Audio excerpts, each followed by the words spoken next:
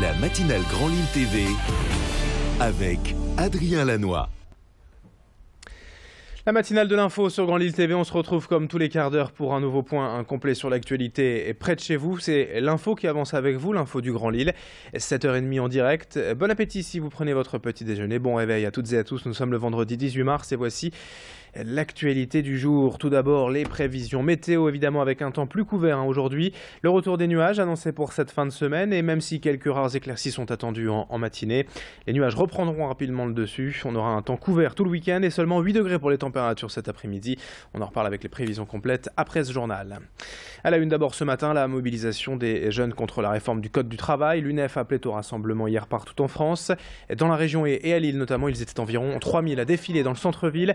Les étudiants des 3 universités lilloises et ceux de Sciences Po étaient en tête du cortège, rejoints par des centaines de lycéens, certaines organisations politiques de gauche et d'autres syndicats de travailleurs. Avant cela, les élèves du lycée Pasteur à Lille avaient bloqué l'entrée de leur établissement durant la matinée en renversant des poubelles et entraînant une certaine cohue devant le lycée. Hier après-midi, la manifestation lilloise s'est déroulée en revanche dans le calme et sans problème. Les syndicats appellent déjà à une prochaine journée d'action nationale le 31 mars avec cette fois l'ensemble des branches professionnelles. Brieux-Gorchy a suivi pour nous hier cette mobilisation des lycéens et a interrogé la responsable fédérale de l'UNL Nord. On l'écoute. On est amené à manifester aujourd'hui parce que en 2012, François Hollande nous avait promis la priorité à la jeunesse. La jeunesse sera sur toutes nos mesures et aujourd'hui, au final, c'est pas du tout ce qui se passe. Aujourd'hui, c'est loi sur loi contre la jeunesse. La jeunesse, elle est stigmatisée. Aujourd'hui, on veut se battre contre ça. Et la loi El Khomri, c'est la loi de trop, la loi qu'il ne fallait pas faire.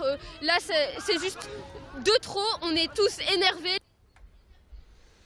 Vous le savez sûrement, la région subit depuis plusieurs mois la hausse du nombre de morts sur les routes. Les derniers chiffres de la sécurité routière sont mauvais. Les nombres d'accidents, de blessés, de tués ont augmenté nettement en 2015 comparé aux années précédentes. Alors en cette semaine de la courtoisie au volant, on ne le dira jamais assez. Soyez prudents et surtout sereins, calmes en voiture. Hier à Anzin, près de Valenciennes, l'association de prévention routière 59 et la police municipale avaient organisé une opération de sensibilisation avec un petit guide reprenant les bonnes pratiques à adopter distribué à tous, que ce soit automobilistes, de roues ou piétons. 14 personnes ont déjà perdu la vie depuis le début de l'année 2016 sur les routes du Nord, c'est beaucoup trop. Et sans forcément culpabiliser, voilà le message que veut passer la prévention routière. Explication au micro de Louis Caillé avec une conseillère municipale d'Anzin rencontrée à l'occasion. On les informe également, notamment ici sur ce périmètre, puisqu'on est sur un rond-point essentiel au niveau de la commune d'Anzin. On les informe sur comment appréhender le rond-point, quand mettre son clignotant au bon endroit et au bon moment pour informer les usagers autour d'eux. Je suis un peu surprise d'avoir été mise sur le côté. Je me demandais ce qui se passait. C'était la semaine de la prévention routière parce que pour la courtoisie, je n'étais pas au courant. 7h33 en direct ce matin, info en bref également dans ce journal avec la condamnation de l'entreprise Uber hier par le tribunal correctionnel de Lille. Un chauffeur de taxi lillois avait attaqué la société pour pratiques commerciales douteuses lors de l'arrivée de son service Uber Pop il y a plusieurs mois, un service aujourd'hui interdit. La justice a donc condamné l'entreprise américaine à payer 5 000 € de dédommagement, le chauffeur lui en réclamait 50 000. Mais cette décision est déjà une première dans la région, une première victoire et une reconnaissance pour les taxis. Aujourd'hui et demain, la Voile étudiant organise 2 rendez-vous à Lille Grand Palais pour l'emploi, pour se réorienter ou trouver sa voie. Le salon de la formation pour adultes et le salon de l'apprentissage et de l'alternance. Rendez-vous donc à Lille Grand Palais dès aujourd'hui, 9h jusqu'à 18h et demain également. Dans le reste de cette édition, la ville de Lille, vous le savez, doit voter ce soir en conseil municipal son nouveau plan de circulation avec de nombreux changements majeurs, notamment boulevard de la Liberté, rue Fédère ou sur la Grand Place. On vous a déjà présenté ces modifications. Mais dans le centre-ville, les commerçants s'insurgent contre ce projet, notamment ceux de la rue Esquermoise. Car au bout de la rue nationale, il ne sera désormais plus possible de s'engager Grand Place. Il faudra ou rentrer dans le parking ou tourner à gauche dans cette petite rue du Vieux-Lille. Les commerçants estiment qu'ils seront donc les principales victimes de ce changement. Ils craignent les bouchons, la pollution et surtout le manque de places de parking pour leurs clients et leurs livreurs.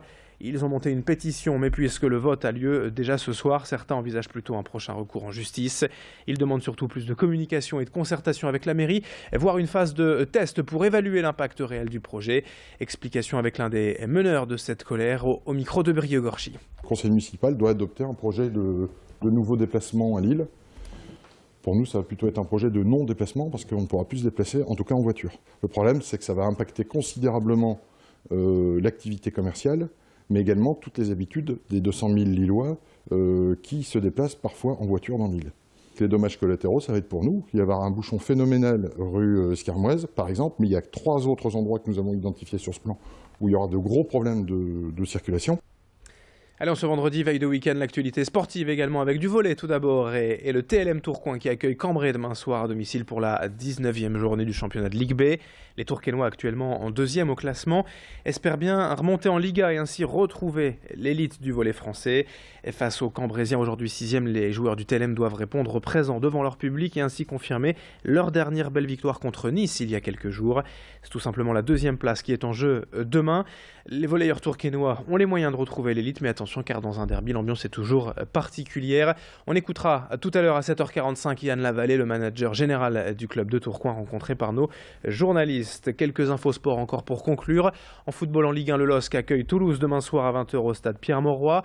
Dans le même temps et à quelques hectomètres de là, en Ligue féminine de basket, le SBVA accueillera Charleville-Mézières au Palacium. Les basketteurs lillois en Pro B, eux, se déplacent demain soir 20h à Roanne. Et puis sachez que ça sent la fin pour le LMR en rugby.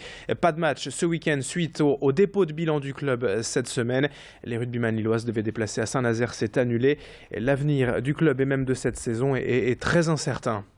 Vendredi 18 mars, en direct 7h36, dans un instant les prévisions météo et l'infotrafic.